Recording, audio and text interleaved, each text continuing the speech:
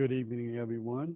Welcome to the Columbus City Schools second uh, Millage Committee meeting. My name is Phil Calloway, one of the co-chairs, along with Jordan Miller, and we welcome you to this evening's meeting. We ask that everyone participate and look forward to any questions you want to ask. There's a chat button on the side. Just type the message in on the side or raise your hand if you have a question, and we will reach out to you. And at this time, we will send everything over to Scott Wardman.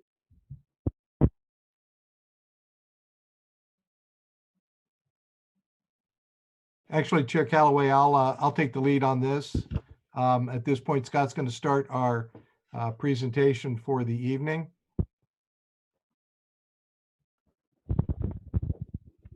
I'm sorry about that. That's okay. And as you stated, this is our second meeting. Our first meeting was April 27th. And to begin with, I'd like to do a short recap of the topics that we discussed at that meeting. We began with a brief kind of primer on public school funding. I walked the committee through our budget forecast process. And then I presented at least my concept for budget buckets and how we're going to frame our discussion around those budget buckets.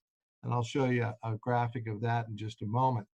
Within those budget buckets, then Alex Trufino, our director of facilities, he and I walked the committee through the facilities master plan, what a master plan is, what it looks like, what it takes to put one together. And then we moved on to a second budget bucket, which we referred to as life cycle replacement.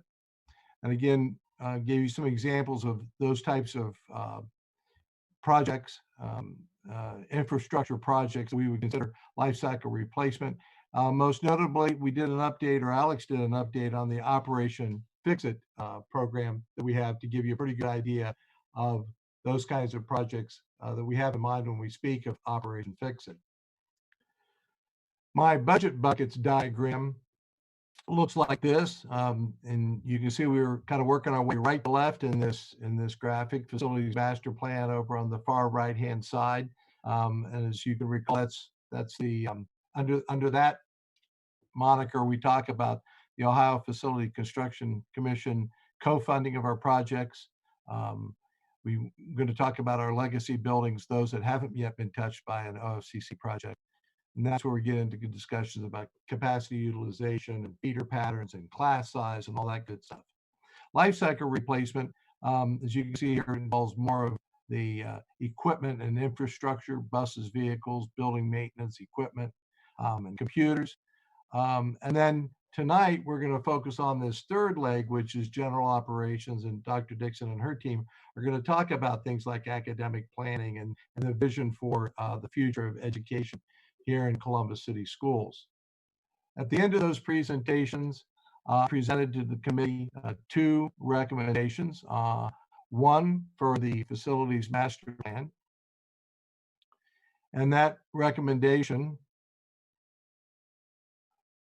should the committee choose to go forward with it, is to recommend to the Board of Education that they begin that process to update and renew the district's facility master plan with the goal of placing a bond issue, which is the typical means of funding a facility master plan, placing that bond issue on a future ballot. We did an update to the facilities master plan back in 2016. Not all of the work was completed, so this recommendation would say to the board, we need to take that 2016 update, review it. There's a lot been going on in terms of capital improvements since then. Kind of review it and make sure that things that we have done, how has that impacted the status of those buildings that we've touched since then relative to this overall facility master plan, and then begin to finish the work, especially centered around our high schools. What should our high school organization look like going forward? So go back to 16, take a look at it, update it if needed, see what's been going on in facilities improvements since then, but most importantly, finish this work in terms of our high school configurations and the condition of our high schools. And then that results in a final facility master plan, which we can then move forward with in the future.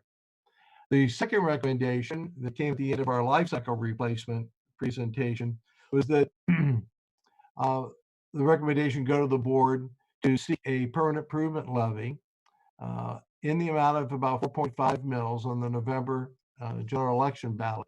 And that 4.5 mils was to fund the needs that we explained there. And pretty much in a nutshell, we have needs for about 45 million a year in terms of capital improvements in this life cycle category, and 4.5 mils would cover that.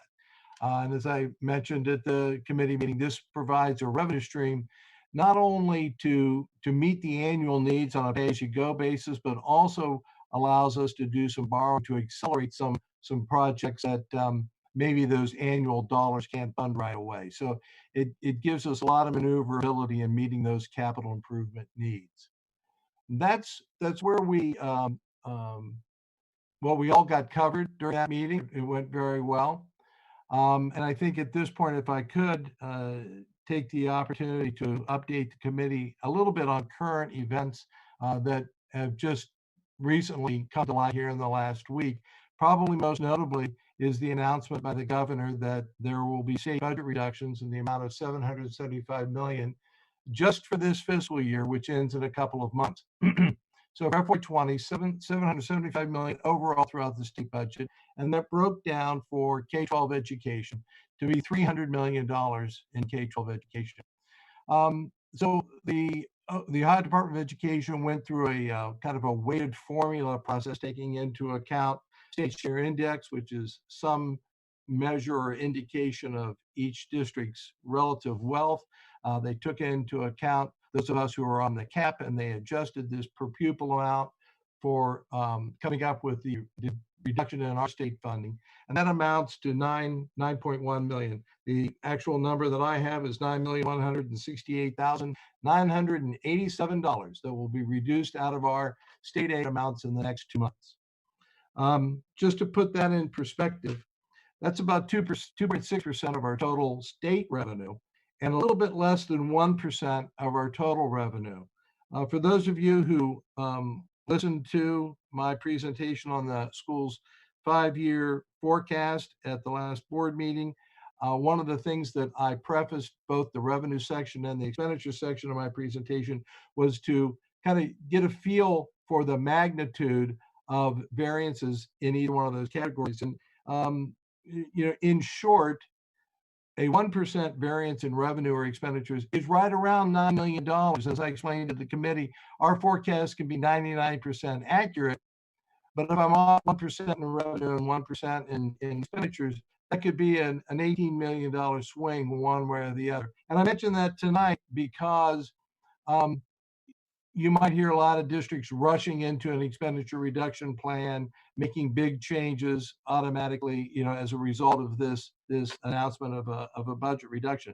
Each school district is very unique, and we are fortunate right now that the 9.1, while we don't relish any reduction in our state aid or any revenue source, we're in a situation where, knowing that it's just for this fiscal year, at least for now, and given where we are in our levy cycle, and some of the prudent budgeting that we've done in the past, I believe I was quoted in the paper saying we can absorb this into our current budgeting for this year without having to have any reaction or knee-jerk reaction to that reduction. So when I look at reductions, there's two factors to look at.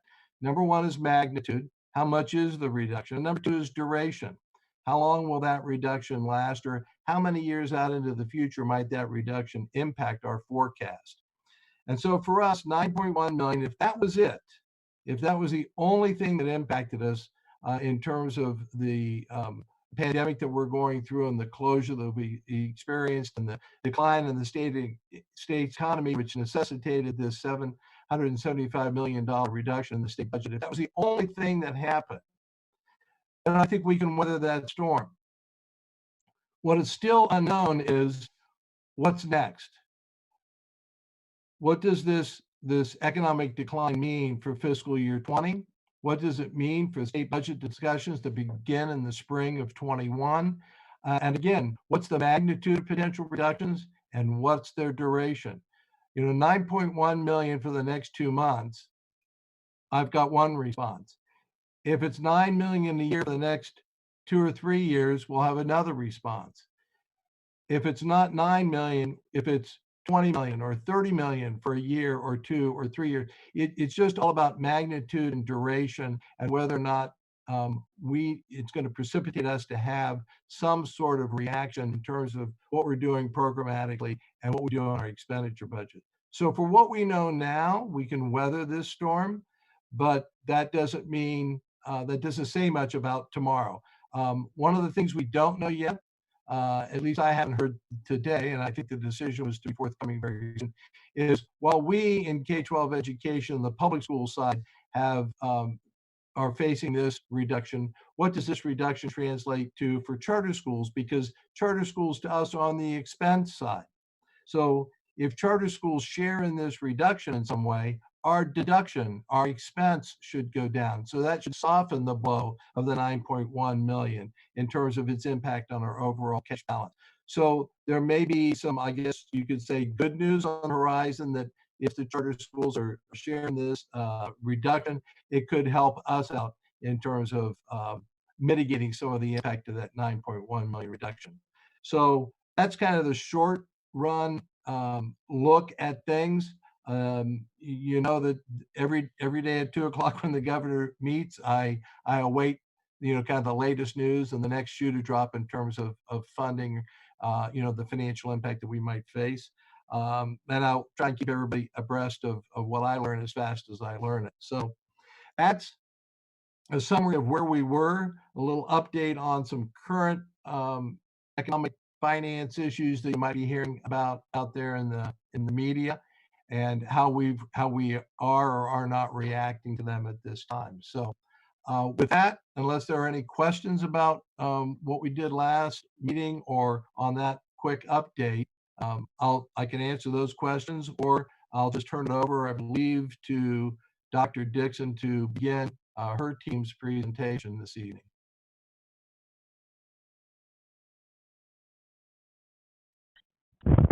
Hey, Stan, we have a question in the chat. The question was, what is the likelihood of backfilling from federal and state government at a later time? We're anticipating about $29 million in the CARES Act funding that will be coming to us through the state. That application process is supposed to be open here mid-month, which is coming up here fairly shortly. While the usage of those dollars is less restrictive than some other federal programs, there are certain categorical requirements, restrictions on where we can spend those dollars. And you're right, we'll likely be able to backfill or supplant some of our expenditures in those categories out of the general fund. So that should help as well. So that certainly is a positive for us. Those are one-time dollars only. So we won't be creating any recurring programs out of that non-recurring income. But that is something that we'll be looking forward to here. My understanding is, as I said, the application will be out mid-month. The dollars should be available to us in fiscal year 20, as well as carried forward into fiscal year 21. And we can look back to expenditures, I believe, all the way back to March 16th in terms of finding expenditures that meet those criteria that we can apply these funds to.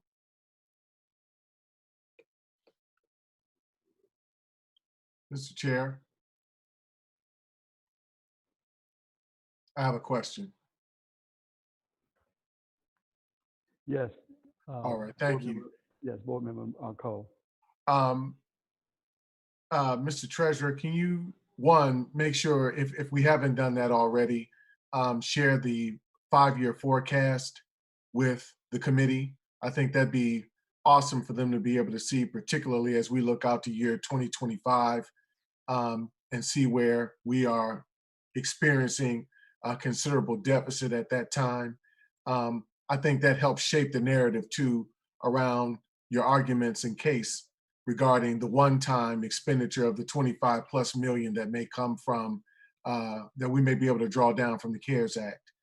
But if you could share that with the committee, just as kind of a context and background, that would be awesome. Sure. I've got the forecast up here. Let me share my screen real quickly.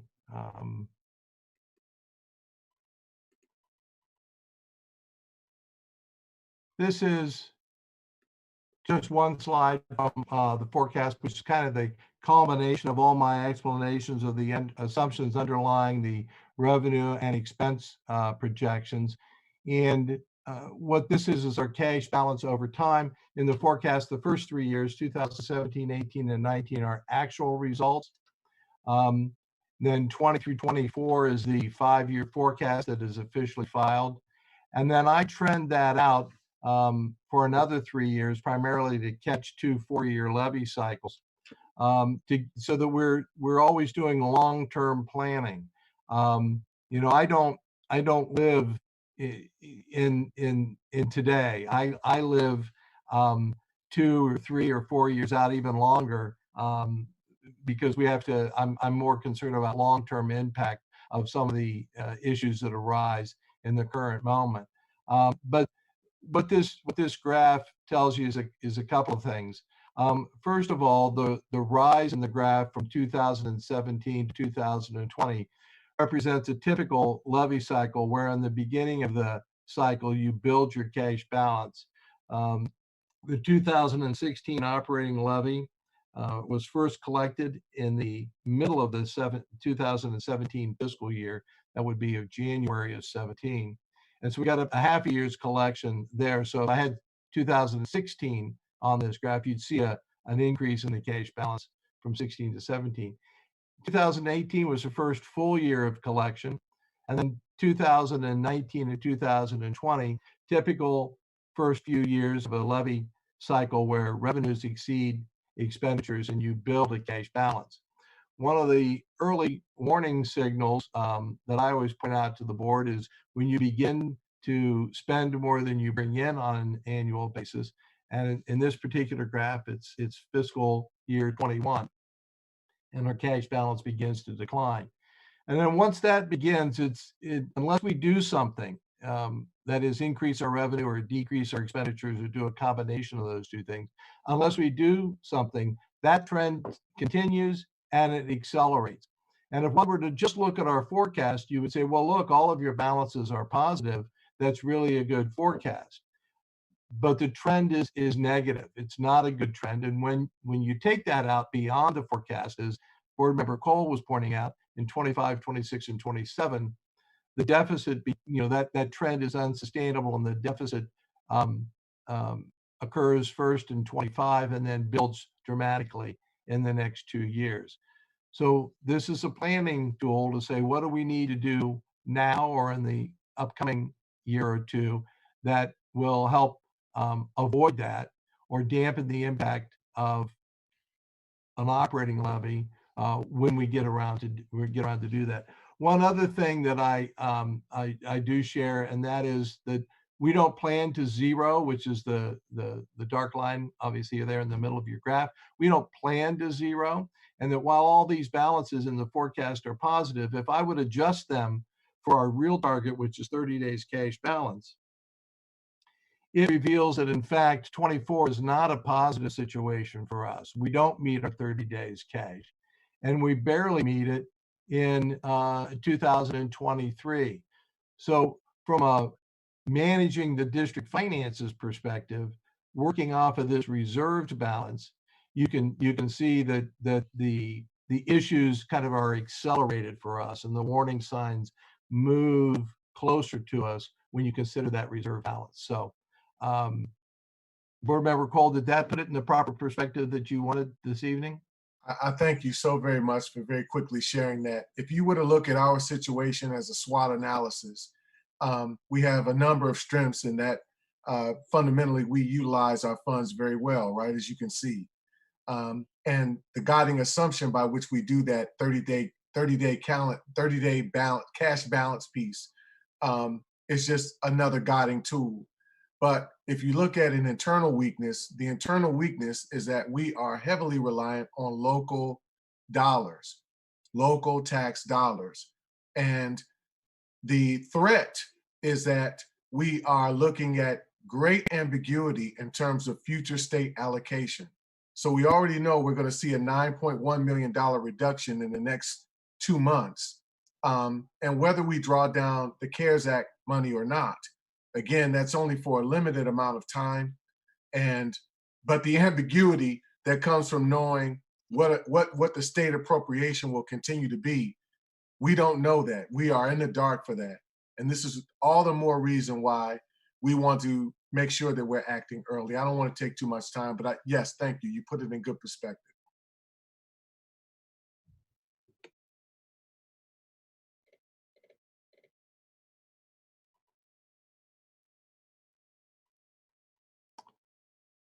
So if there are no other questions, Chair Callaway, I think that it's time to call on our superintendent, Dr. Dixon, and her team to paint the picture for us of what things are going to look like in the 21st century, not to steal your tagline. Thank you, Stan. We're excited to present tonight our 21st century learning vision for CCS. And with me, I have presenting Dr. Angela Chapman, who's the Chief of Transformation and Leadership, Dr. Tracy Ocasio, who's our Chief Academic Officer, and Wandana Verney, who is our Chief Information Officer. So together we will review with you what we've been doing this year and the many things we've been focusing on and how we will be able to accomplish this 21st century learning for our students. So before I talk a little bit about who our students serve, I just want to paint a picture for you so that you can understand where we are trying to go. Think about the class of what will happen in 2033. In 2033 will be the graduating class of our incoming kindergarten students. And how do we want their classroom to look like, their school experience? Do we envision students walking in buildings with desks in rows and teachers lecturing? Or do we envision students exiting a school bus with a laptop and an ID as they swipe into a building? And they go into the building to a place where the sky is the limit of the learning experience they have. It would be a total different environment than what we see today. So we're going to speak to that today, this evening, about what that could possibly be. But first, I want to tell you a little bit, remind you of who are the students that we serve in Columbus City Schools. We know that we're a very diverse learning community, that our enrollment is 51,000 students. We see our percentage of our students at 53% Black, 22% white, 13% Hispanic, 7% multiracial, and 4% Asian. We definitely have a diverse student population. And also we have new Americans and our English learners, 14% of our student body with various languages that are spoken in our district. So our students are learning about other cultures right in their schools and in their classrooms. We have 17% of our students are students with special needs, and 12% are vulnerable youth. Those are our students that are homeless, foster care, or in temporary emergency living situations. And we have plans to address those students' specific needs. Our preschool students, we have 1,600 students, 1,660 students with classes embedded throughout the city. Our programs rated 5-star by the Ohio Department of Education, and our preschool programs are no cost for families who are eligible. So again, the goal is to get our students early into our school district so that we can see those students, give them a head start within our school district. Career technical education students, we have 1,600 students that are participating in our various career centers. Columbus Downtown High School and Fort Hays Career Centers. We have juniors and seniors with 33 different programs in 12 pathways. We transport 40,000 plus students to, a day, and that includes public and non-public students. And our bus fleet of 826 buses running 700 routes daily. And total meals served annually, 10 million plus meals. All students in every school receive free breakfast and lunch every day. Again, we want to remove any barriers to learning. So it's important for the district to say, students come every day ready to learn. We will provide breakfast and lunch for all of our students. So those a little bit about who the students that we serve. And so for this year, we have one strategic 1-year focus with a number of specific priorities. So the board said to me, remember this last March, that you have 4 priorities we would like you to focus on around our mission. And one of those main priorities was for me, to engage in a consultant. And this consultant was assisting the district through an educational visioning exercise and strategic planning process.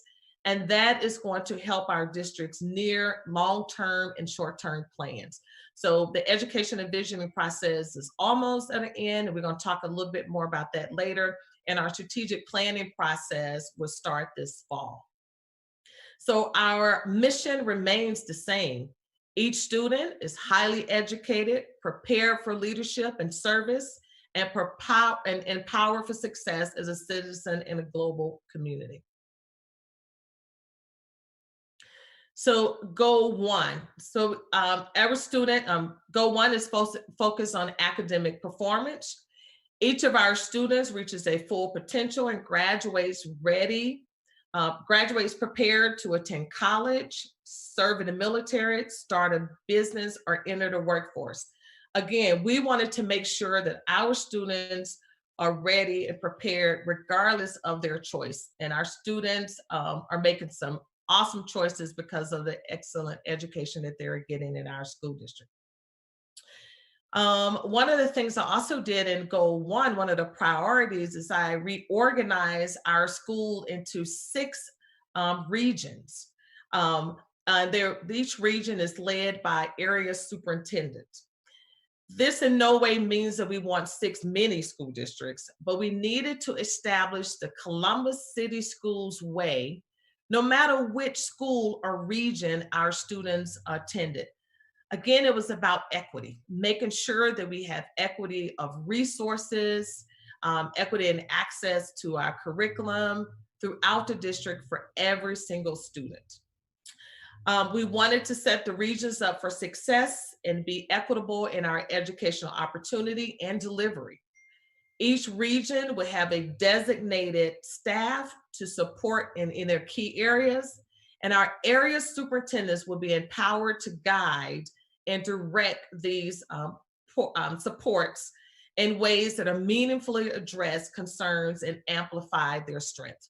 So I was very excited that we started off this way. And again, we have some top area superintendents that are leading in this area. So goal 2 is focus on culture and climate. Our district creates a safe, student-centered, innovative learning environments. We wanted to strengthen our safety and security measures throughout the districts through strategic staffing, training, and analysis. And many of you may remember when we hired additional 31 safety and security officers. We knew this was definitely a welcome addition to our schools across the district. But we wanted to make sure that when families sent their students to our schools, that they knew that their students were safe. Safety comes before learning. We know that. And we wanted to make sure that these people were adults who would build relationships with our students. And that was very important to our students and our staffs. We wanted people who would come to our building and help in various ways and not just stand at the door and guard the doors. We wanted people who could build those relationships with our students. Our goal 3, our district will recruit, develop, and retain world-class educators and staff. So our human resources is developing a recruitment plan that allows the district to attract talented and highly qualified teachers. Our students, we know they deserve high qualified and dynamic educators in their classrooms. And we know that we're in a competitive market. So we want to make sure that we are recruiting the very best to Columbus City Schools. And more importantly, then how do we train those and ultimately retain those teachers and staff? And that is across the district, not only in the classroom, but outside the classroom. So those people that are in the front line of our buildings, everywhere in this organization, we want to make sure that we have the very best people in front of our students, in front of our families, and then we as an organization are developing all of those people. And then our goal 4, our district is accountable for our is accountable to our communities and our stakeholders, and confident in our district, and our schools are maintained through strategic, responsible, and transparent leadership. So again, we want to be intentional in our stakeholder engagement, which includes our families and community partners. Our families want and need to be a part of this work. And we must create a culture where our families are heard and they feel welcome and engaged. So again, we understand that this work cannot just be done by us alone. It's a heavy lift that we all must work together to make sure that all of our students are successful, and partnerships means a lot. So we intentionally started, this year we have an engagement strategy. So we have a chief of engagement, and that person is working with all of the partners in increasing family engagement throughout the district. So that was very important, and we're very happy with many of the results that we've received thus far. So our regional model. So I'm going to pass the baton to Dr. Angela Chapman.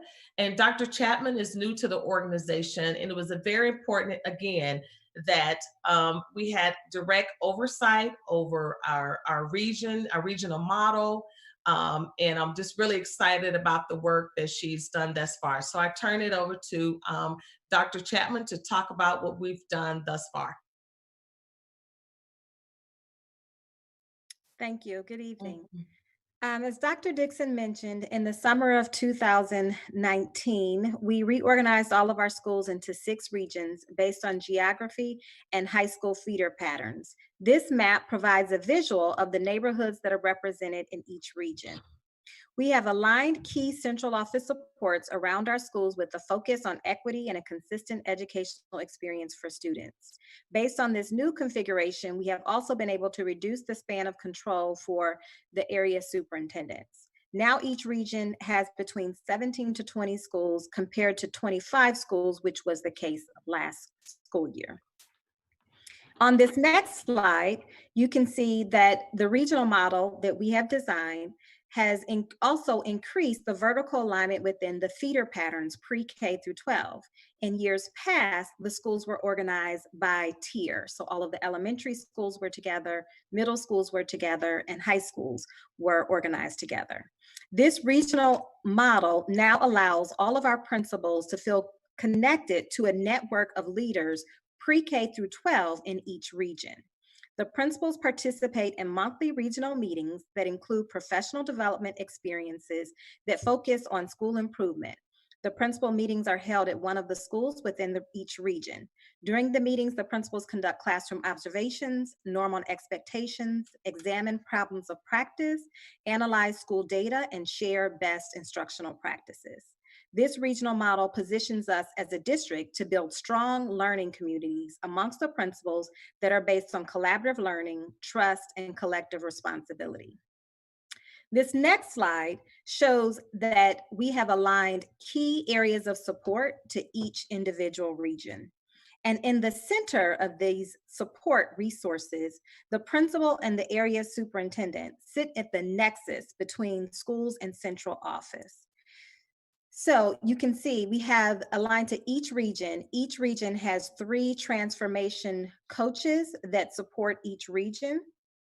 They have student data specialists, Project Connect liaisons, PBIS specialists, special ed TOSAs, support from teaching and learning, and academic performance analysts. Again, all of these resources are aligned to each region. So we're breaking down the silos of central office, and so as your school, instead of having to reach out to several different departments, you know that you have designated supports and resources aligned to support the schools within each region. Again, every month, the area superintendents and network-based personnel from each office convene to progress monitor, prioritize need-specific school support, and share action plans and norm on expectations so that we can mobilize our resources to support our schools in real time.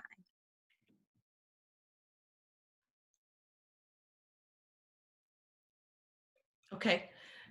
Thank you, Dr. Chapman. So the next piece, again, we wanted to make sure that we had that model, that framework, that we're able to look across the district and to see what supports are and make sure the supports align and make sure we had leaders who could lead that work across all regions. That was very important. There was an equity issue we saw very early. I saw very early, and wanted to make sure that each region had the supports that they need from central office. So the next thing that I did was to ask the district, the board, could we move forward with the curriculum audit? And what that is, I wanted to make sure that we had an alignment of the written, taught, and tested curriculum. So that means we must be able to see our expectations for teaching and learning must be observed. So that means, do we have aligned curriculum guides, pacing guides, textbooks, aligned professional development that's based on testing data? Do we have curriculum teams? All of that all of those things evident to make sure that, again, we have an aligned written, taught, and tested curriculum.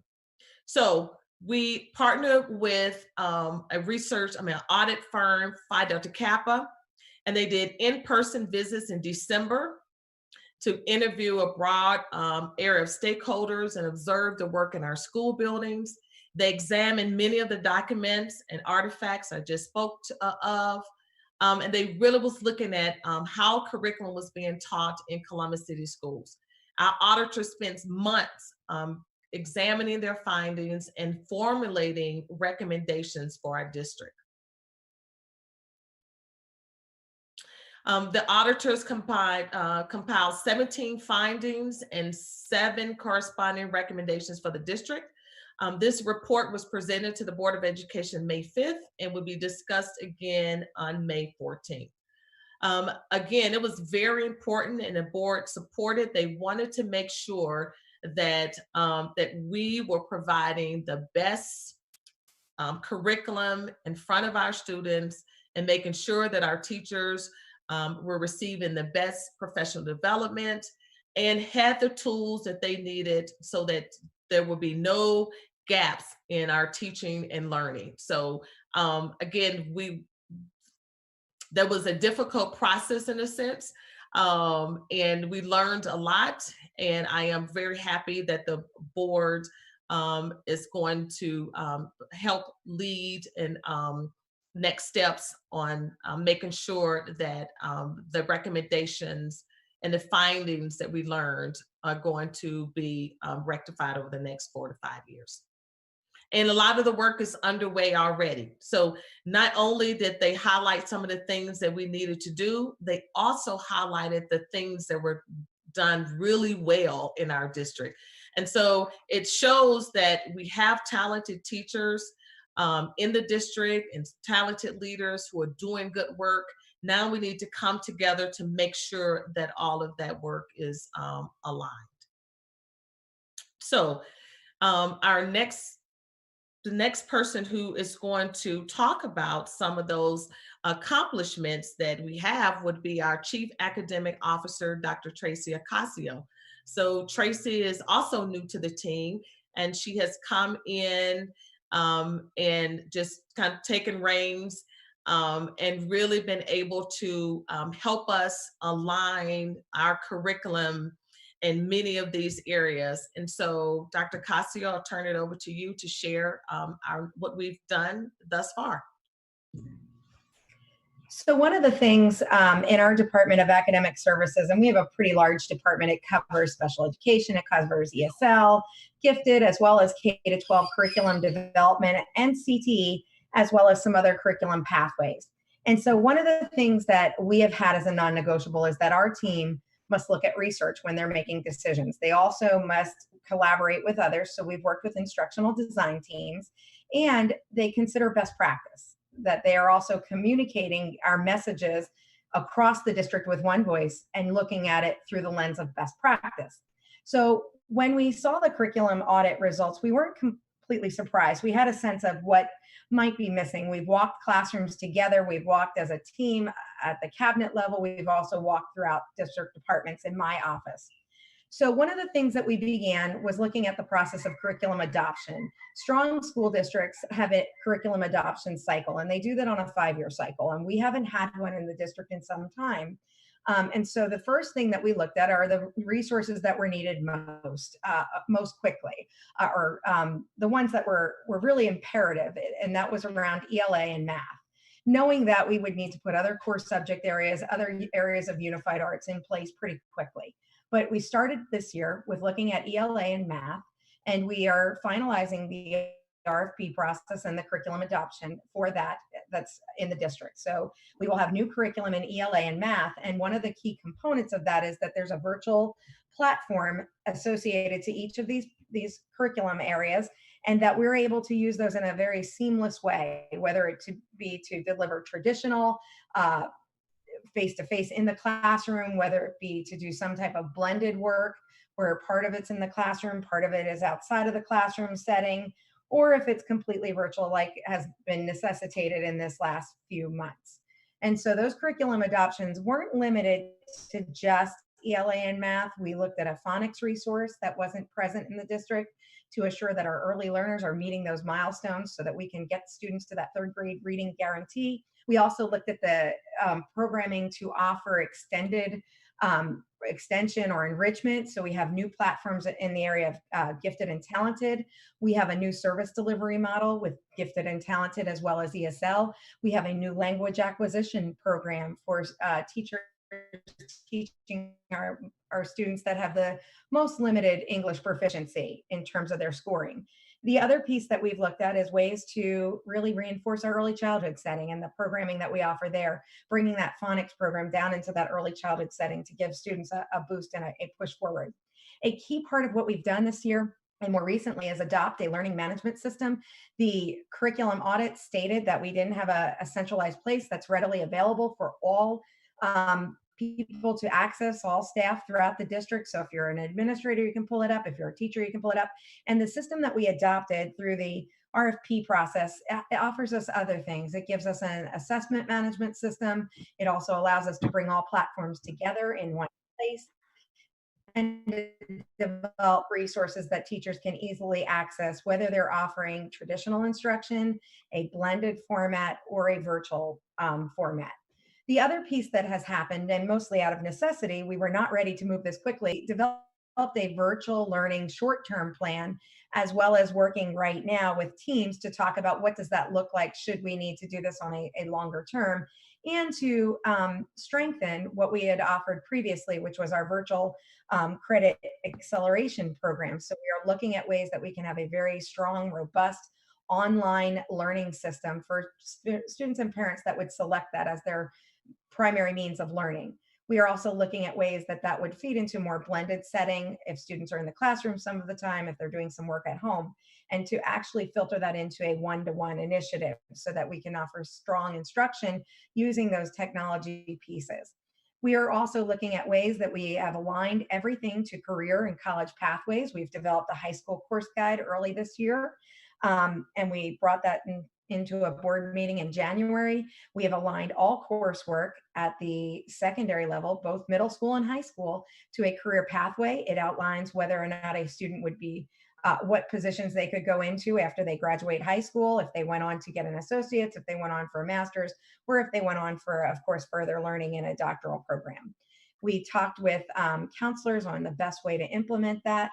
It standardized our high school course offerings, and it also allowed us to consider different possibilities or pathways to reaching different types of outcomes. So if I know that I need an accelerated math outcome or an accelerated math pathway that will lead me into some dual enrollment classes, here are the courses that are available to me. We also have a pathway for students that may need some extra support in math. We have a pathway that's more traditional, and then of course one that bridges that gap if they need some targeted intervention. We've done the same with ELA as well. And so one of the things that's most that has been most crucial for what we've done, and it matches with a lot of the recommendations in 2 and 3 of that curriculum audit, is creating that shared vision for instruction through a group of stakeholders coming together regularly for the entire year, actually. And we are getting ready to roll that actual final product out. And so we have created what is called a multi-tiered system of support. It is a requirement from the Ohio Department of Ed, but we've created it as a robust framework that brings all of these pieces together. In that multi-tiered system of support, we have a vision for instruction, whether it's in a traditional environment, whether it's in a virtual environment, and now we are working on what would it look like in a blended environment to support a one-to-one initiative. We are also looking at aligning that. Of course, we've aligned it to OTES, the teacher evaluation system, for that traditional environment as well as that all virtual environment. Now we are connecting the pieces to what would this look like in a one-to-one blended environment. And so the other piece of that that's very important is that we've adopted assessments. You may have noticed in the last board meeting, we adopted Panorama that supports the behavioral side of this multi-tiered system of support, but we're also looking at our comprehensive district assessment plan for the academic side and working on ways to standardize data that we collect so that we're able to make good instructional decisions, not only at the classroom level, but ways to support instruction across the district as well, and being able to address those achievement gap issues that might be present. So part of this multi-tiered system of support is we've looked at interventions and ways to deliver research-based interventions that get at targeted deficit areas. We've had work around decision-making trees, whether it's for the academic or the behavioral side. And we've also looked at ways to support that with traditional means and methods, as well as now looking at how do we use an integrated technology plan in order to do that. So much of what's happened with the curriculum audit, we've started to respond to that prior to getting the actual written report, knowing that there were things that high reliability organizations do at a district. And so we've put those pieces in place, and we're looking forward to further expand those with this new information from the curriculum audit, as well as the plans that we have been populating at this time with our smaller teams. And so without that, I think I'll go to the next slide to talk a little bit more about what does this look like for educational visioning. Yes. So thank you, Dr. Cascio. So I know you're thinking now, so we have a new regional model. We've had a curriculum audit. So what's next? And that is educational visioning. So we understand and we know that equity is at the core of our long-term vision, equity of resources and opportunities. we have to make sure that we're removing every barrier of success for every student in our district. And this work does not just live in equity alone. It takes all of us to make sure that our students have what they need, from social and emotional learning support to our partners that are coming to partner with the district, that we have the right partners doing the right work that's aligned to the outcomes that we expect for our students, to making sure that we have the right people in front of our students, and that we're engaging our families in a very intentional and meaningful way. And that leads to making sure that we have the facilities too, that our facilities are top-notch facilities that will allow us to have that 21st century learning and technology for our students. So next, I would like to talk about how did we get to the education and visioning, and what did it look like for our stakeholders? So we partnered with Battelle for Kids in a portrait of a graduate work.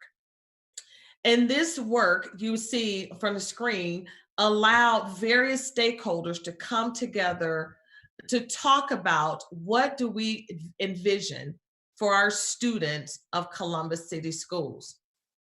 It will serve as our educational vision for our schools, bringing together our community with a shared purpose to articulate our community's aspiration for every single student in Columbus City Schools. So we would be able to say, this is what we hope that every student that comes through our doors will be able to access our curriculum, and there would be no barriers to learning as they decide if they want to go to college, the workforce, the military. It is their choice, but they will be prepared. They will be equipped to thrive and contribute in a diverse, interconnected community in a workplace. And we're so excited that we've had that opportunity through the portrait process. Community conversations to ensure that we've engaged our community in this important process. Each of our sessions were open to the public and hosted regionally within the 4 quadrants of our city. Again, we're asking those questions about what are our hopes, our dreams, and aspirations. What are the skills and the mindsets that our children need for success in this rapidly changing world? And what are the implications for designing those learning experiences and making sure that our students have equitable access to those experiences that we are providing for our students in Columbus City Schools? Our portrait design team is made up of more than 150 stakeholders from across the city, including teachers, staff, administrators, families, community partners, civic leaders. And this group of diverse individuals is meeting 4 times throughout the year to lead this process. And we are so excited about the results that we've have thus far. And with these results, we know that we're going to see there's going to be a deeper learning that is going to occur from a purposeful integration of a rigorous academic content with experience that are intentionally cultivate skills and mindsets. Again, every student deserves a well-rounded, enriched curriculum, and we believe that this process of deeper learning is going to drive us to make sure that the students have those 21st century skills and allow us to go back and check. So what I mean by that when I talked earlier about having that written, taught, and assessed curriculum, those pieces are aligned. So when our teachers come to us, those top teachers, they're going to have curriculum guides and pacing guides. And we're going to have leaders that are going to continue to assist our teachers. And we're going to have those assessments, those formative and summative assessments that's going to allow us to check to make sure that the learning that we expect to happen, the teaching and learning, is actually happening. And we're going to do that together and the district is going to make sure that the resources for that to happen are available to all of our schools. And so next, as we look at the work of a portrait work, we know that's going to lend itself to our strategic planning work moving this fall. We have the rich data from our curriculum audit, and we have this regional model. So we say, well, what's next? What's next of getting us to this 21st century learning, and how to recreate this platform? So I would like to turn it over to our Chief Information Officer, where she's going to talk more about how technology would help us get to the next steps, and how we've already through the COVID, we've been able to accelerate the technology platforms for our students, and through the work of the curriculum team, we've been able to have an online learning academy that is working for our students, and our students are able to access that curriculum through the Chromebooks that we have loaned to our families. But now we're saying we, Columbus City Schools, have to take it another step further. And another step further is going to make us and elevate us to be that premier school district that we know that we are destined to be, because again, we're removing yet another barrier, and that's that with technology for our students. So I'll let Wandana go ahead and talk about the growth of innovation and personalization, and how that's going to help us elevate our vision for our students. Thank you, Dr. Dixon. Good evening, Millage Committee team. Without much further ado, we'll move on to that visioning Dr. Dixon started the conversation with, right? Imagine this today, one of the favorite activities of every parent is going in the beginning of the school year and shopping for supplies, right? There is like 10 different color folders, plastic or cardboard, and each teacher wants different requirements. And I don't know about everybody. I spent 3 hours in the store looking for those supplies. But imagine this classroom of the future. You will need just your pen and perhaps one notebook, but everything else is done digitally. Imagine how much empowered our students and staff will feel in these flexible learning environments. We want to personalize. The whole conversation is around how we are going to enhance growth, innovation, and personalization. So through a blended learning environment, we are going to personalize student learning, and we are going to focus on that college and career readiness. A lot of our students, Dr. Ocasio said, will go on to do that bachelor's degree or master's degree, or become future teachers and leaders in education, or enter a career right after their high school. And we want to make sure they're ready for that. And we want to make sure everybody has equitable access to technology resources. And all this with the goal of increasing communication and collaboration among not only our students and teachers, but the families and communities we serve. So what does this mean for our students? What does it mean for a CCS student? Dr. Dixon talked about our portrait of a graduate initiative. With a technology focused blended learning approach, we are going to prepare our graduates to become those young professionals of the 21st century with life skills that will carry them through a lifelong career in learning. We think with this enrichment of resources available to them, it'll increase their knowledge and critical thinking. Again, it's going to increase communication and collaboration. You all have listened to multiple of our youth ambassadors in board meetings. The last board meeting, there was a youth ambassador from Whetstone that presented about theater in his school, Samuel Frumkin. And you looked at how neat that collaboration across one single school was, what creativity it unleashed, and what cool ideas our kids have. Imagine technology enabling this across our schools, across the entire district, across all the regions Dr. Chapman talked about. Um, uh, Imagine the power of creativity this is going to unleash for our students. It definitely provides a jump start for college, and it maximizes personal success. To Dr. Ocasio's point, she's built a great MTSS. I want to be there, lockstep with her, building that right framework to implement the MTSS so we prepare our kids for personal success. We want to provide an environment that fosters imagination, invention, and innovation. And, a lot of this today is tied to technology. So, what does this mean for our community?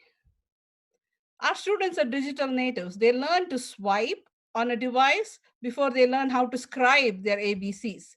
They cannot imagine a world without technology. So we have to bring it to them in the classrooms of the 21st century as well, to promote that 21st century learning and mindsets.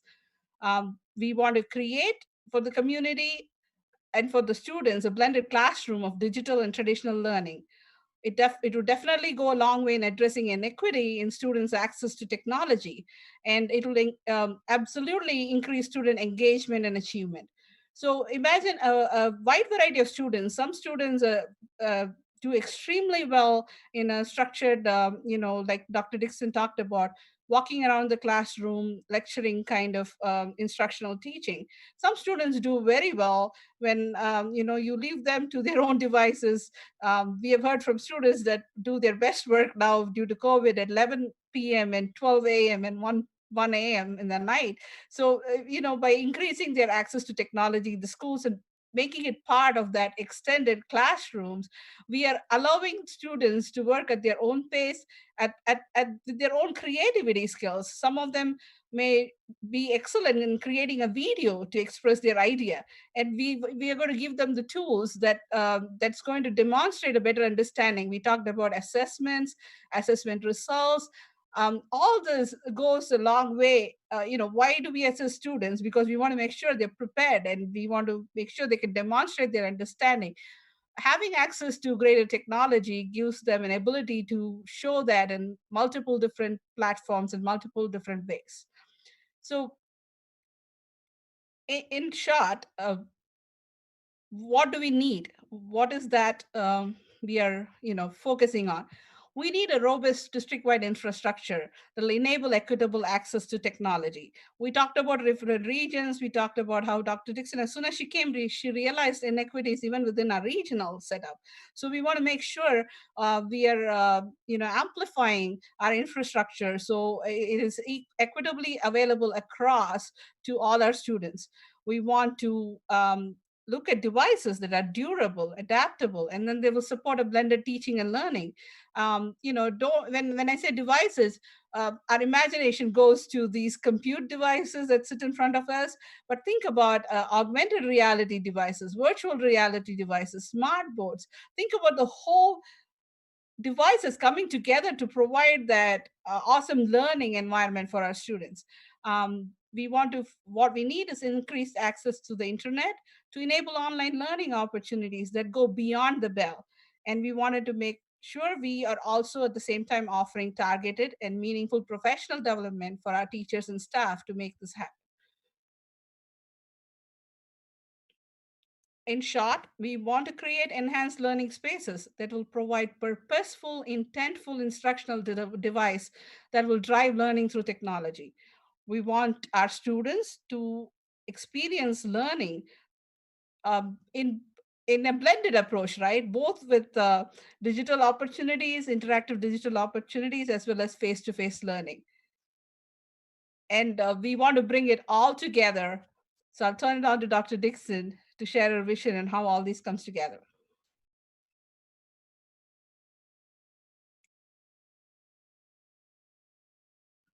So how did this come together? One of the things that we've learned, and I've talked about the barriers to academic success. One of the things that we've recently learned through this unfortunate COVID-19 pandemic is that we had inequities in the technology that we were providing for our students and our families. It was front and center to us. And so we knew that we had to do something about it. And what we immediately did to say, we have the technology that we have in our district. We are going to loan that technology to our families. Because again, we did not want any barriers to our students' ability to access the curriculum from home.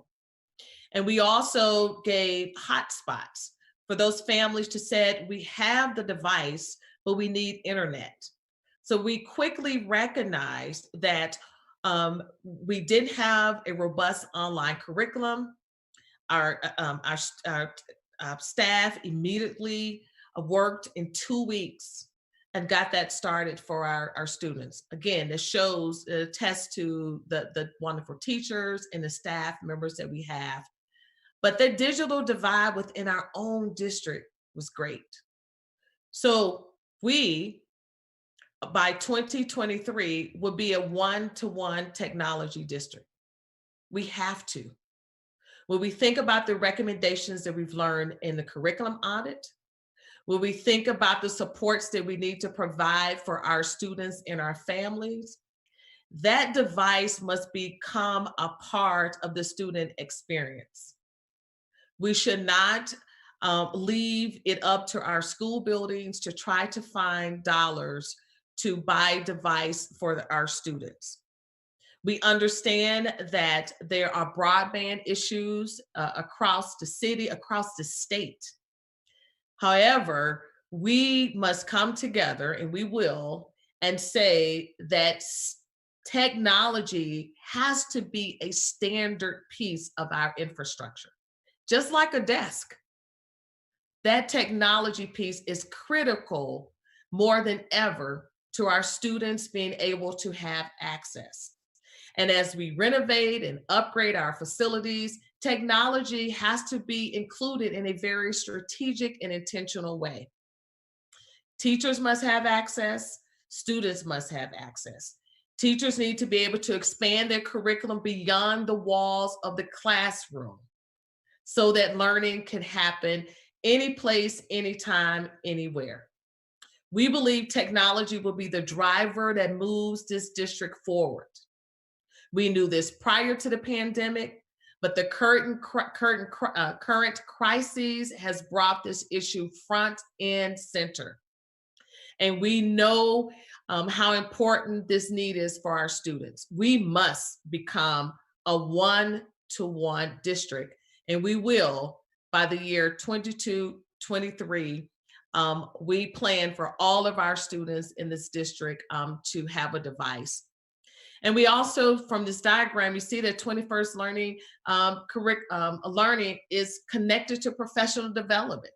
We want to make sure that every staff member in this district has access, knows how to use technology, can support our organization. So professional development is so important.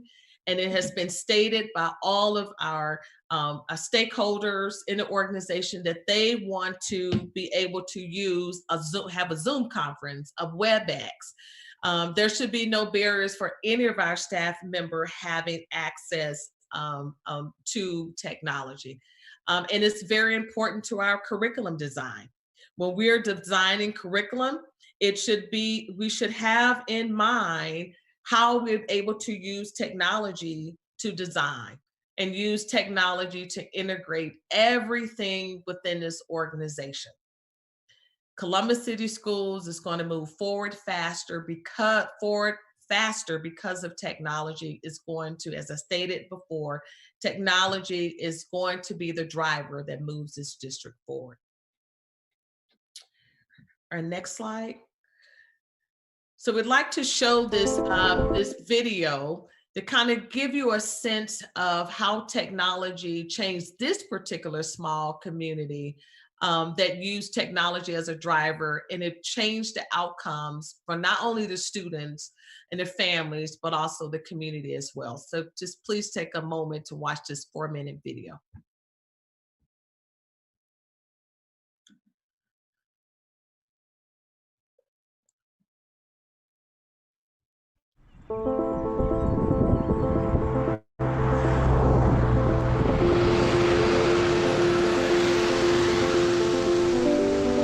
Seven years ago, the destiny of an eminent student, it was pretty bleak. We were only having about 20% of our students persist to a post-secondary degree, so that left the other 80% honestly in one of our factories in town. Our school was run down, enrollment was declining, our test scores had dropped. We needed to do something drastic in order to transform the school, which really ended up transforming the town.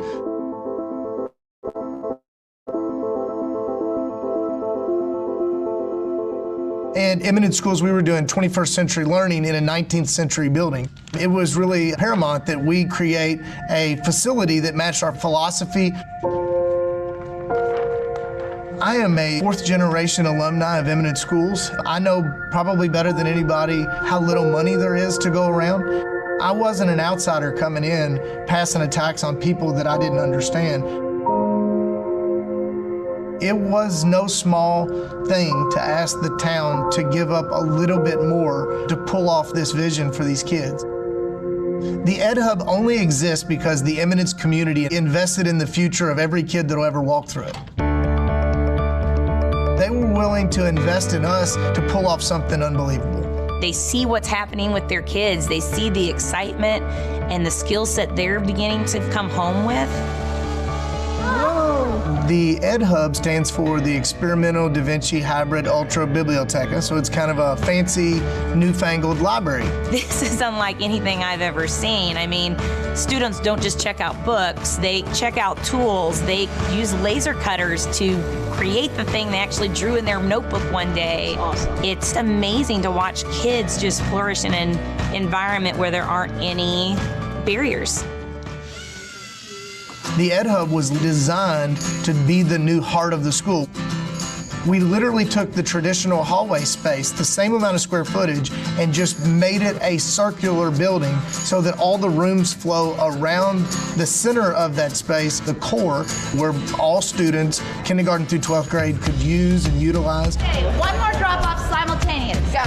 This building has about 30,000 square feet. It has 8 maker labs. They range from robotics to bio lab to a design thinking lab. It has a TV studio lab. Spot on the set and 5. And then it has a traditional power tool lab. Let's double check that measurement.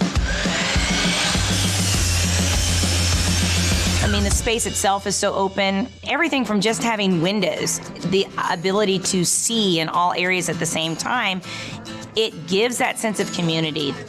We want it to be 100% functional. Lots of the walls are movable, magnet, and writable surfaces. So we have 18 and 30. It's divided by 2. You know, the building's awesome, but it's the learning that's happening inside the Ed Hub that makes it really special. None of this shit. Okay, there we go. We got it. It's transforming learning because of the collaboration skills that they learn. They're building, creating, designing, constructing, all the skills that you would use in the workplace. We want them to feel like they're working in Silicon Valley or at a startup company.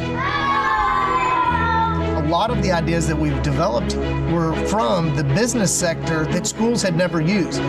I can remember the first time we utilized the giant screen, and it was just amazing to watch them kind of take ownership of such a large space. They felt like experts. In the Ed Hub, we see kids walk out knowing there are a lot more possibilities than they maybe knew about before. What do you see now? There's something powerful about setting a goal so big that there's no way you could pull it off. That's what our town did in the building of the Ed Hub. To watch a group of people come together and rally towards the impossible, and our kids have been a part of this change as well, and so it'll be exciting to see what their futures look like as a result of what they've watched happen here.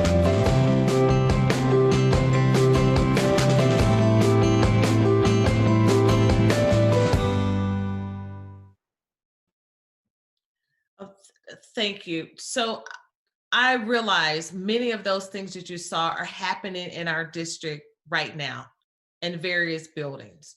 We have some buildings and some classrooms that are having some amazing things happening. But right now, the technology is a barrier for many of them to do things more innovative, planning, more to take that risk to do more innovative projects. And we can provide these for our students. So I'm asking us to take the next steps. Take the next steps for our students. Take the next steps to say that 21st learning will continue to happen, but will be elevated for the students and families in Columbus City Schools. We're going to invest in them. We're not going to allow this pandemic to stop the learning that we know that can happen for them, the learning they could be engaged in, the teaching that our teachers are able to do and can elevate.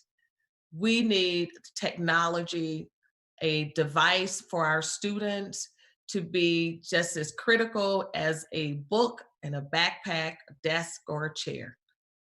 Please invest in our students. They deserve it, and they will be worth it. And we will see those students, the class of 2033, those kindergartners, their future is in our hands. And we want to make sure that we have something very, very special waiting for them as they come through our doors in Columbus City Schools. So with that, if there's questions, we'll take questions. If not, I'll kick it back to Stan, who has the next part of the presentation. Thank you.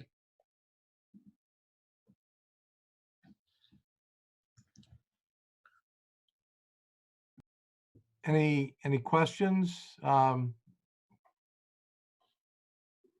I haven't seen any in the group chat. Any questions from the chairs?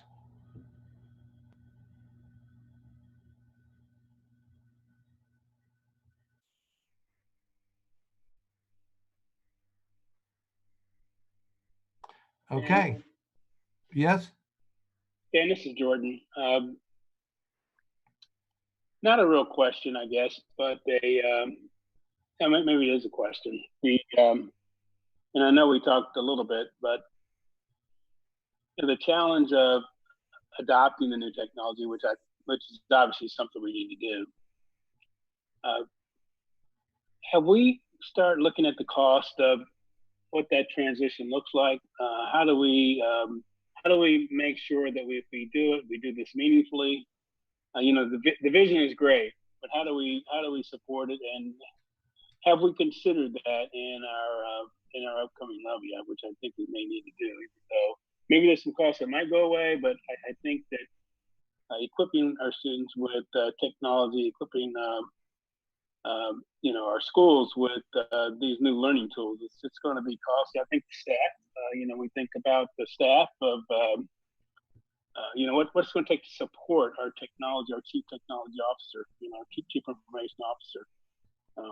What's that new thing going to look like, and how do we figure out very quickly, obviously, how much dollars that might be, and like I say, maybe there's some shifts in dollars, so there may be some things that we stop doing, and those dollars can be used to do the things that we know we would need to do.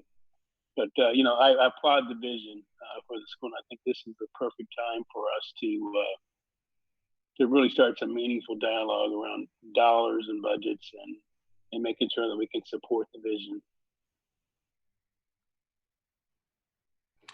Yeah, I think having listened to the presentation, it's clearly a dramatic change in how we look at technology. And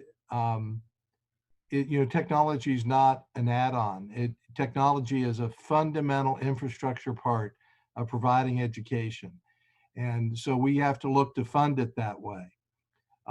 So as we look at some preliminary costs, just the hardware, the devices, whatever those devices might be, some preliminary estimates to get us up to 1-to-1 would be an initial $20 million investment in devices. The estimate now is about $2 million a year in ongoing repair and replacement. And then given the life cycle of this technology, and remember, life cycle's been a hot word for us in all of these presentations. That life cycle replacement that we should plan for is to refresh that technology every 5 years or so at probably $15 million a year in every 5th year.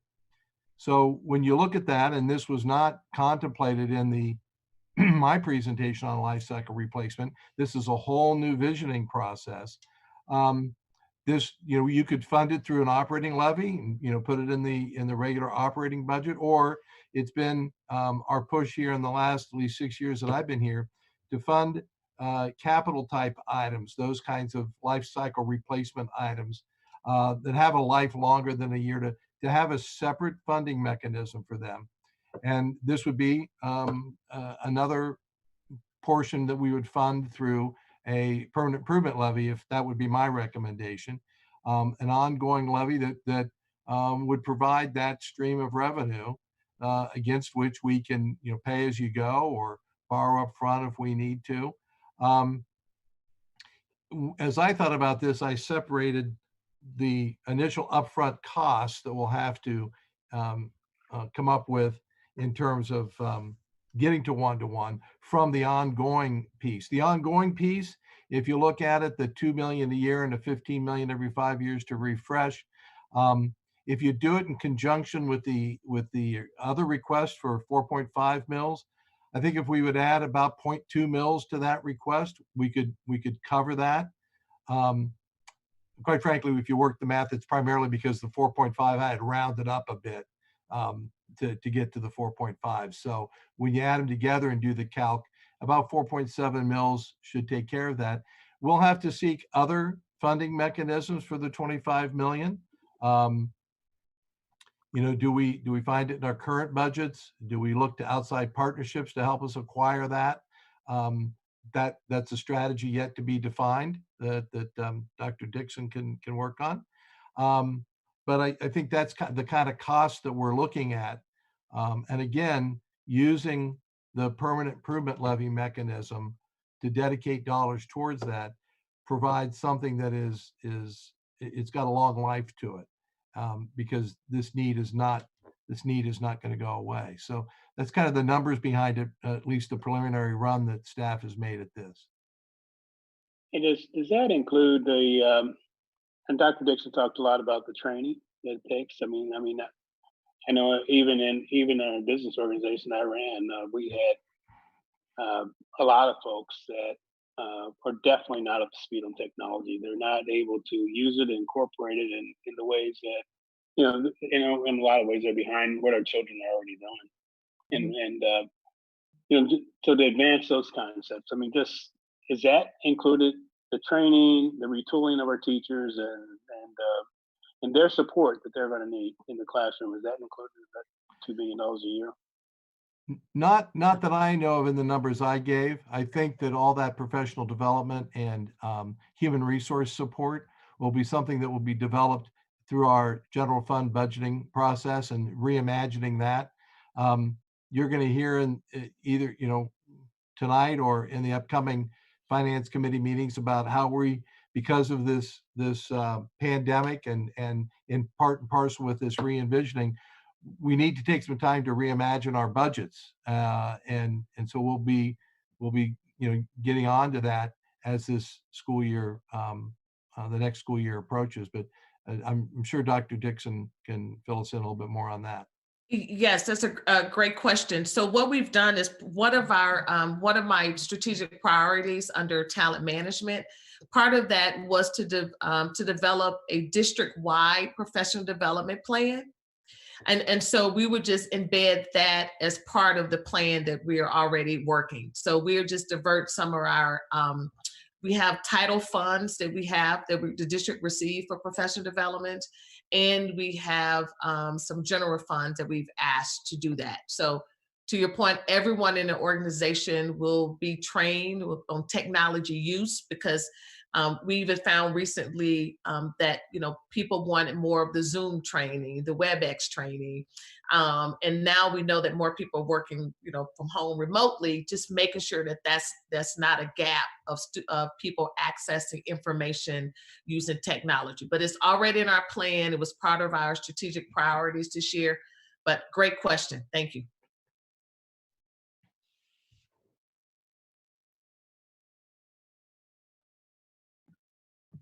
Hi, may I ask a question?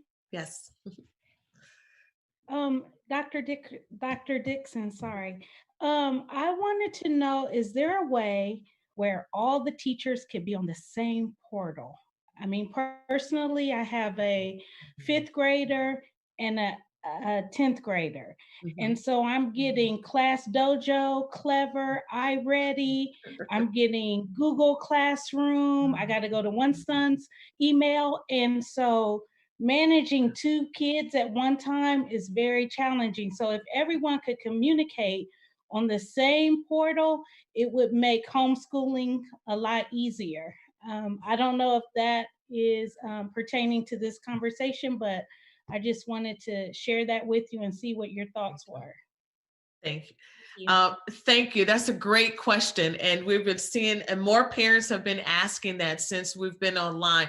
I would let Dr. Ocasio chime in or Wanda Naverdi on those platforms. And if we can move to one.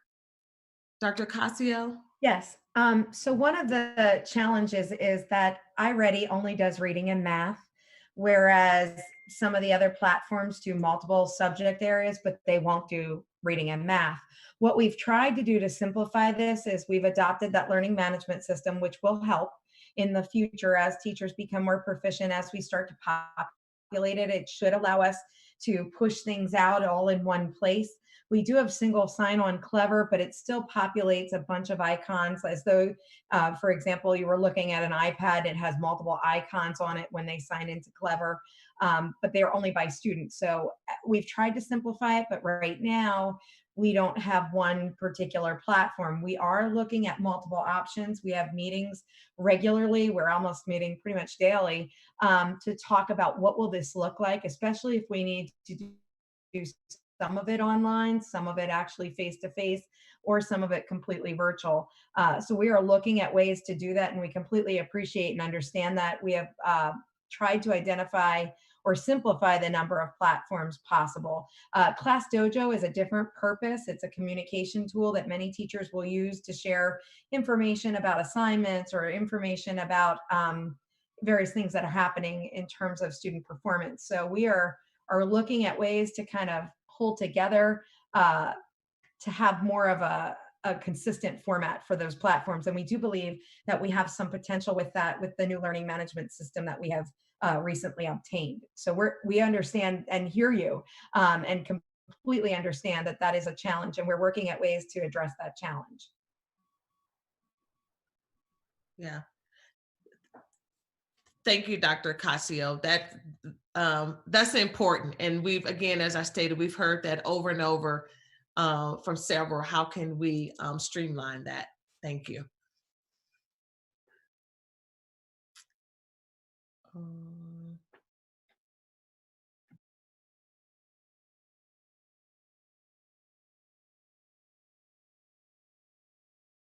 I see a question from, oh, I'm sorry, I'm not the chair.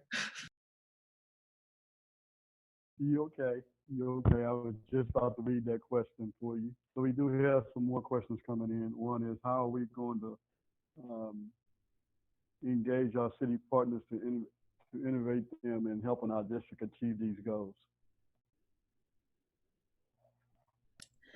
That's a great question. I've had a conversation at a meeting with the mayor last week, and Matt Smito, I believe, is on with us.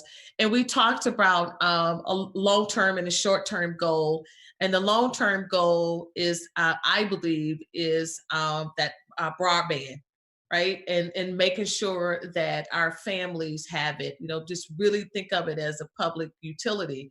But in the short term, how can we leverage some support to make sure that our students have access to the technology. So we had a preliminary conversation last week, and we are going to meet again in 2 weeks to talk about how we can leverage some support around that. The mayor has been very supportive, and he understands that this is an immediate need for us. So we know that we're going to have a tool for our students this fall.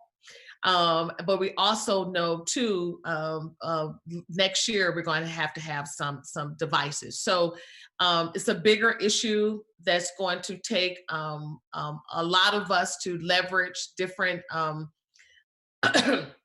excuse me, to leverage support in different ways. And I'm very happy that the mayor stepped right up last Friday and said that we have his full support, anything that we need to support us this summer and this fall, until we get a long-term solution worked out.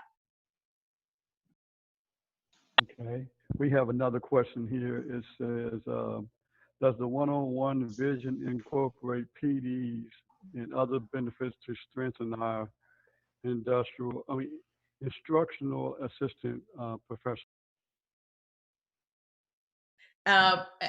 Absolutely, and that's one of the things that we've been working with our union leaders. And it was stated, and I'm like Dr. Casio, you can chime in too. But Board Member Cole, one of the things that Lois Carson and I talked about weeks ago was how do we make sure that all of our staff members have support with technology, have access to technology and training. It's something as simple as WebEx and Zoom conferences. Early on in the fall last year, we talked about making sure that we create a culture of learning. And what that means is everybody in the organization have access to quality PD. And that we provide that as part of, being a member of the Columbus City Schools family, that you have access to quality PD. So yes, we are working with them and developing it with them and having continued conversations around what that looks like for all of our stakeholders. Dr. Casio, did you want to chime in as well on that one? And so one of the parts of that MTSS model that we are putting in place requires us to look at professional development. That is how RTI and positive school behavior support has changed. It brought both sides of the circle together, and it requires that we consider how we develop talent. So part of what that needs to be is a professional development plan, not just for this next year, but what does that look like 3 years out? And even part of our visioning process, when we're looking at what's the technology integration plan look like, we are looking at a 5-year out, what we want it to be in 5 years, and then what will that look like map back to the 3 years out, and then 1 year out. For the professional development plan, whether we were going to do technology integration or we were just considering the traditional look at education that we had in place prior to this event, it still would have incorporated that professional development plan by audience. And that is something we're also finalizing right now as part of that work under the MTSS framework. What do the staff need by audience? And that may look differently for an administrator versus a teacher versus an instructional assistant and other groups in the organization. Our MTSS model basically works with those that support instruction directly. But I know that on the larger whole, our chief in HR is working on what does professional development look like for the organization and for organizational learning.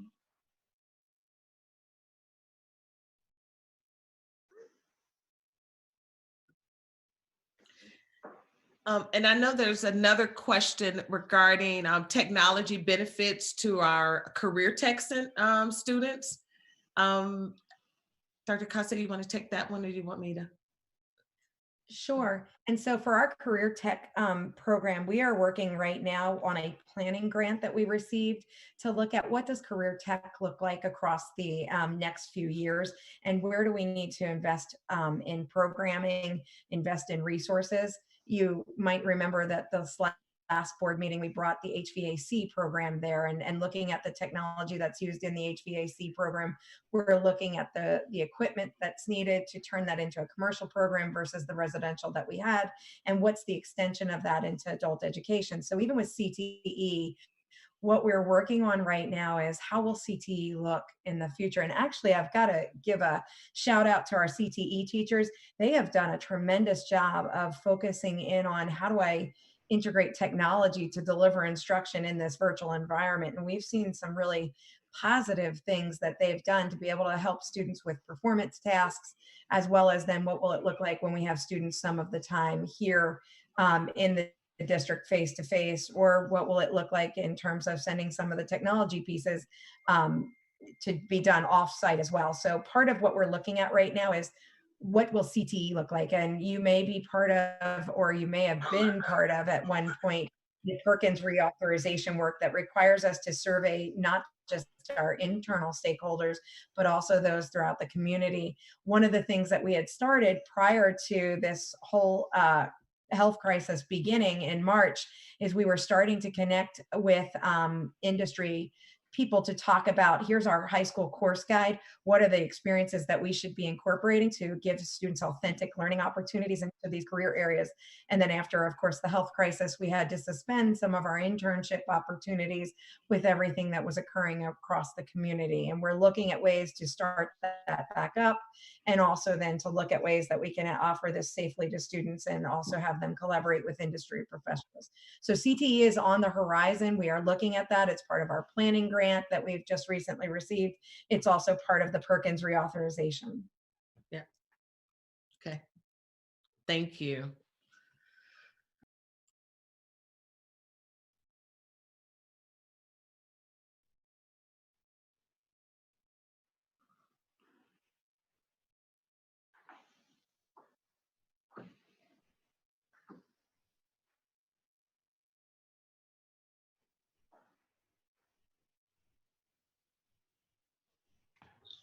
Okay, Dr. Dixon, it looks like there's one more question in regards to this. It said, as exciting and necessary as all the talks of technology, I'm currently curious about what are the recommendations to ensure equality and opportunities in the curriculum, like the AP classes and the IP program and etc.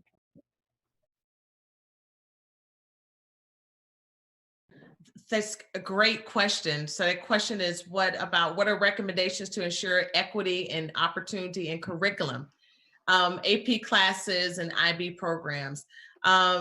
Great question. One of the things that just wanted to remind also the audience is that we have a chief of equity this position this person will start this fall.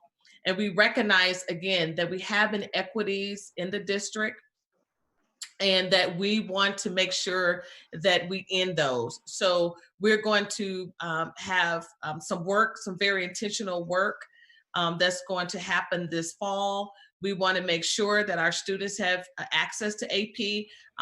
Part of my first 100 days in the district, I was meeting with students across the district, and the high school students were asking those very questions. Why do some schools have AP classes and some do not? And what could we do about that? So again, we go back to that regional approach. And that's one of the reasons why we have that model. We wanted to be able to see from a regional lens what schools had what supports were needed, what additional curriculum, and do our students have access to all that we're offering in the district. So we are working to identify some strategies. We have more AP courses that are going to start. That are slated to start in various schools this fall. So we're excited about that.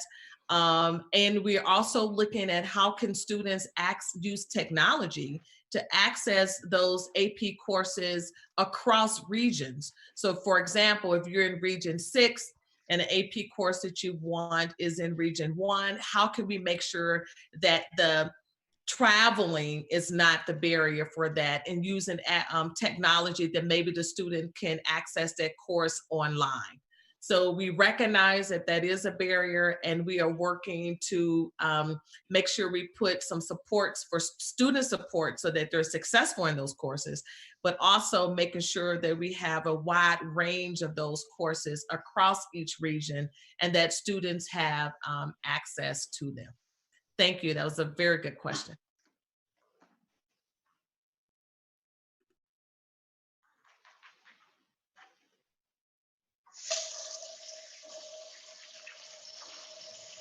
So we have a couple more slides in the presentation to kind of close things out and summarize where we are if we're ready to move on.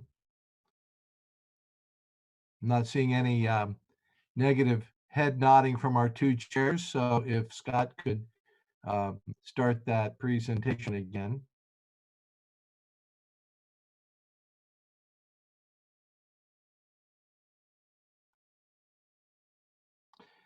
So as we did at the previous meeting, we come to the end of our presentation and discussion. We have a recommendation to the committee about what they might recommend to the Board of Education. And as I went over the numbers with you, I believe that about a 0.2 mil add-on would cover and go towards the cost of this one-on-one initiative and help provide funds for the ongoing life cycle replacement of technology. So that would be our recommendation to the committee to consider in part and in conjunction with the other two recommendations that we have made previously. So for the committee, we have three recommendations that we have placed before you. The most recent one relative to our technology plan is to have a permanent improvement levy in the amount of 0.2 mils on the ballot. Also, that we include a 4.5 mil levy for our life cycle replacement needs. And further, to recommend to the board that they begin the process to update and renew our district's facility master plan so that we can begin to address those long-term facility needs and be able to address and design our buildings to meet that 21st century vision.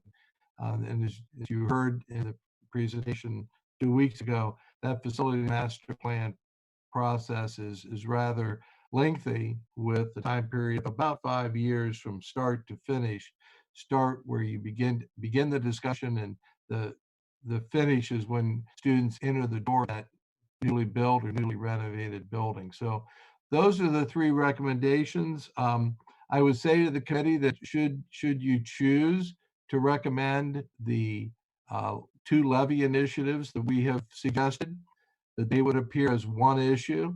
It would not be one issue for 0.2 and one issue for 4.5. I would recommend to the board that they put those together as one request on the ballot of 4.7 mils for that general election in November of 2020. So that's our summary. We've completed our presentations. Hopefully we've been able to address your questions about our needs and perhaps even more importantly, our plans for the future and how our academic team envisions our academic programming for the future. And I hope you are all as excited as we all are to put in place the funding necessary to enact this great vision. So with that, I'll turn it back to our chairs, or we have board members here present, President Adair and Finance Chair Member Cole. So if there's any comments, additional questions, closing remarks, the plan now is at our next meeting. This is where that would be the meeting where the committee can engage even more fully, if you like, on these recommendations, have more discussion and consideration. And as always, in between now and the next meeting, you can submit questions in writing and we'll address those. So I'm going to relinquish the floor to our chairs and leave this matter in your hands.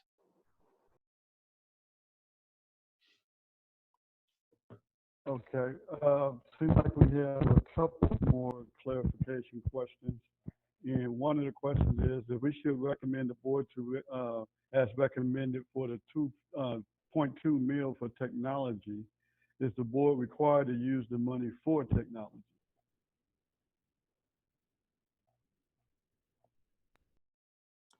The ballot language for permanent improvement levy would include the categories for which those expenditures are intended. Generally, they're broad, to address the needs that the district would have. I don't know. I'd have to check for sure to see how restrictive that language can be. I know on a bond issue it can be very, very restrictive. The permanent improvement levy general, and especially when we combine them, we would describe all the purposes for which that would be. But certainly there's an expectation that those dollars are spent for those life cycle issues relative to technology. This is Jim Negron. I'm not sure that you want to be that restrictive. Today, it's technology. We're going through a pandemic right now with COVID. 10 years from now, if our kids need a whatchamagid, we want to be able to take care of them. So, to me, I think it would be very problematic to put something so restrictive that the district wouldn't be able to adjust to the needs at that point in time. Yeah, I agree. And additionally, even within that, the identified millage, 1 year maybe it's 3 million for technology, and we don't want to be right. We don't want to have our hands tied that we can't do that simply because we've only allocated 2 million towards that on an annual basis. So yeah, I would agree with you, Jim, that this is going to create a cash flow stream that we can do all of this as the needs arise over the years and as they vary over the coming years. Yep. And I know for me, first, this is a comment, and then I think we should talk about this a little bit more next time we meet. The sub-districting that was created, I love that concept. It really puts things in much more intimate groups where it's manageable and focused. And I would think that I would like to see just a little bit of discussion about that process and the impact that's going to have on cost. I'm not looking for every little detail, but it would be good to educate the rest of the committee about that concept. It's always something that I thought of, but I never said anything. So when I saw it, I thought, wow, that is perfect. So that's something that I'd like to hear a little bit more about next week or next time we get together.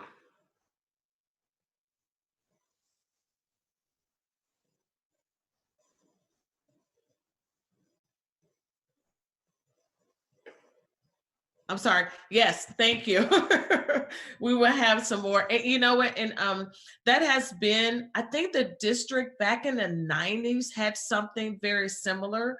I believe, I'm not sure what happened, but you're right. I think that support system, and allows us to provide the support, and what Dr. Chapman has been doing is just building that support. So because we don't want students, for whatever reason, their family situation changes and they move from region 1 to region 4, and and everything just kind of goes up for them, goes up in smoke for them. We wanted to see that there's going to be a continuum of services regardless of where you live, and those supports are going to be available. So yes, we'll provide some more information around that and what that means for our technology and other supports. Because 10 to 2, you're going to see that some of the regions may not need as much as other regions, right? And so when we're looking at it,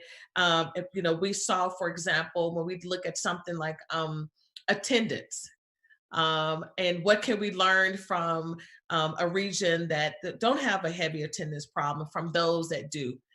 So it's, what are we learning from what we're seeing with our different regions, and how do we provide that support? So thank you.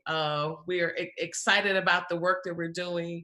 And then another inequity too, I guess you can call out, is how do we make sure that we have our expert teachers in front of the kids with the most needs? And do we see that we have more expert teachers in one region than in other? And then we're putting some of our new teachers in certain regions. So all of those things, we're excited about our equity officer, our chief of equity who's coming, that's going to help us make sure that we are elevating those things. But yes, I can't wait for you to kind of see what we've already created so far in those regions and the impact that we believe that's been made just in 1 year. Yep. So thank you. And Jim, a little bit, I've been thinking about that.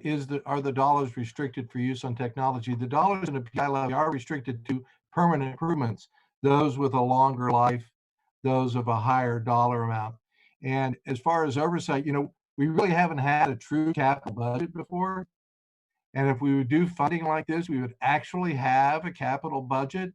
And I'm going to suspect that FAC Chair Cole would be chomping at the bit to review those budgets and provide that oversight on how those dollars are allocated. We think of what we've done in reporting out on Operation Fix It and keeping track of how that permanent improvement levy was, that bond issue was advertised. We had, again, various buckets of types of expenditures across the trades to be done in the various schools.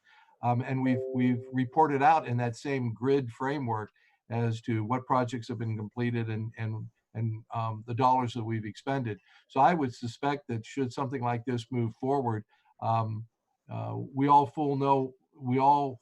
know well what those expectations are. And then that capital budget will become subject to the same type of review that we're doing on an annual basis, and even more frequently through the FAC. So simply said, that's why we have a board of education, right? So Jennifer's job is to make sure that it's spent properly. I'm glad, yes, you said that, not me.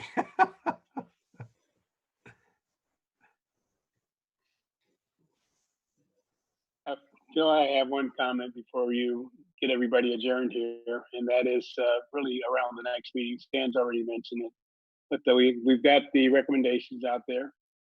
And I guess what we'd be looking for at the next meeting would be a fairly robust conversation about our recommendation to the board, and what would it take? Do you need more? Do the committee members need more information? What do they like about the recommendations? Do they need further proof points that these are the right recommendations? So I think, in the interim between now and next meeting, if you could let us know if there's more information that's needed in order to support these recommendations, because that's really what we want to do at the next meeting. We really want to have hopefully one cohesive vote and one uniform committee. And if we don't, then we'll hopefully have good, robust discussion around that. So I just want to make sure everybody is prepared for that next meeting, because we really want to try to get these recommendations over to the board.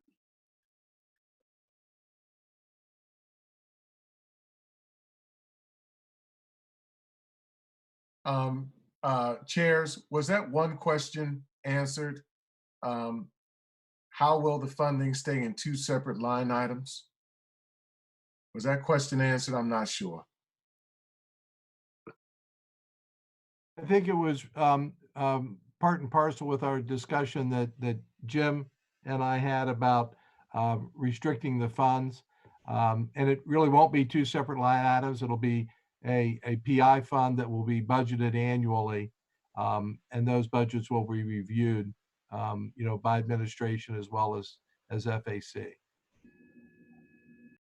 Thank you for that clarity. Just wanted to be sure. Sure, and keep in mind, again, it's permanent improvements. So it's not there for salaries and wages. It's not there for utilities.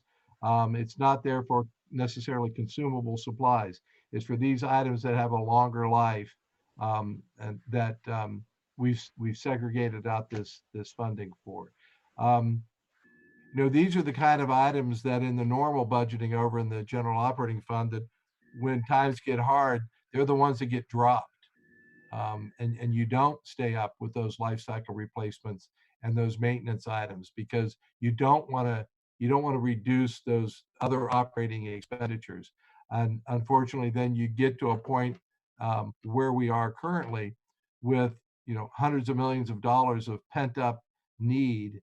And so if we identify this separate, and it is separate from the general fund, the PI fund is separate from the general operating fund. So in that regard, those dollars are segregated. But the ultimate use and how those dollars are allocated and expended are subject to review by the board, as Mr. Negron pointed out so appropriately. Mr. Cole, thank you for follow-up on that question.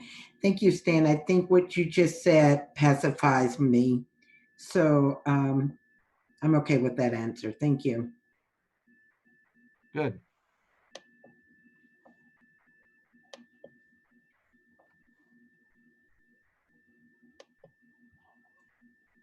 Well, Chair Callaway, that I think completes what the administration had in mind for this evening. I turn it back over to you. Okay, thank you, Treasurer Bohort. I would like to thank Dr. Dixon, Superintendent Dr. Dixon, and Board President Jennifer Adair, and Board Member Coles for this meeting. So as we go forward as a committee, as two, my co-chair Jordan Miller and myself, and as the rest of the committee can come together, and on our next meeting we can talk and sit out and figure out where we can what we can recommend to the board going forward. So at this time, is there any ending questions before we adjourn this meeting?